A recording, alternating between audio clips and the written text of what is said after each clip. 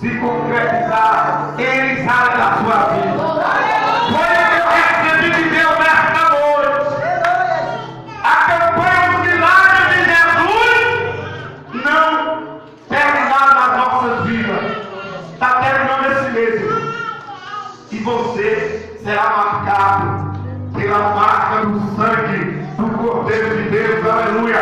Porque aonde a palavra do Senhor é pregada, as marcas de Jesus ficam sobre nós e o nome dele é glorificado, aleluia. Portanto, nesta noite, tenha certeza, tenha convicção que é um Deus que está movendo as suas mãos, está dando ordem ao seu anjo para te abençoar. Mas ele falou um negócio para mim, que só os que estão diante do que está complicado. Quem está diante de uma causa impossível, irmão, aqui? É impossível. Coisa fácil não levanta a mão, não, que vai resolve. Que causa impossível é a sua, meu irmão? Amém? Vem aqui na frente. Fica aí, fica na fila. Que causa impossível é a sua, irmão? Minha casa própria. Fica aqui na frente. Quem levantou mais a mão? Que causa impossível é a sua? Ei, na posse. Vem aqui na frente. Tem mais? Causa impossível. Causa fácil da gente resolver, a gente resolve. Amém? Tem mais alguém? A causa impossível está no teu de milagre. Venha. Venha. Eu tenho certeza do mistério que Deus me deu. Eu creio também. Oh, rapaz, sério. Eu tenho certeza do mistério que Deus colocou nas minhas mãos. E quando eu estava sentado aqui, eu disse: Espírito Santo, o que é que eu prego hoje?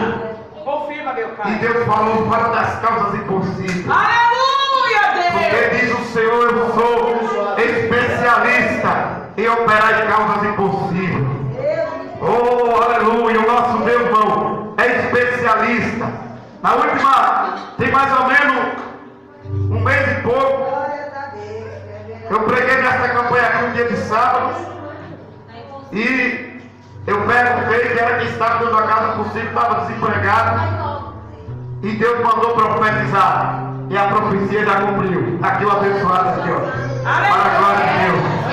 Quando uma palavra vem revelada do céu, meu irmão, você recebe. Oh, rapaz, quando nós entramos na casa do Senhor, não é para perder tempo, não.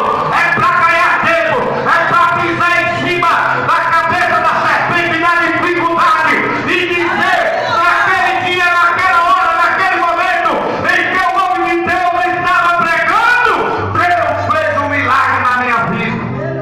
É assim que eu quero ver, irmão. Portanto, eu vou ungir as suas mãos.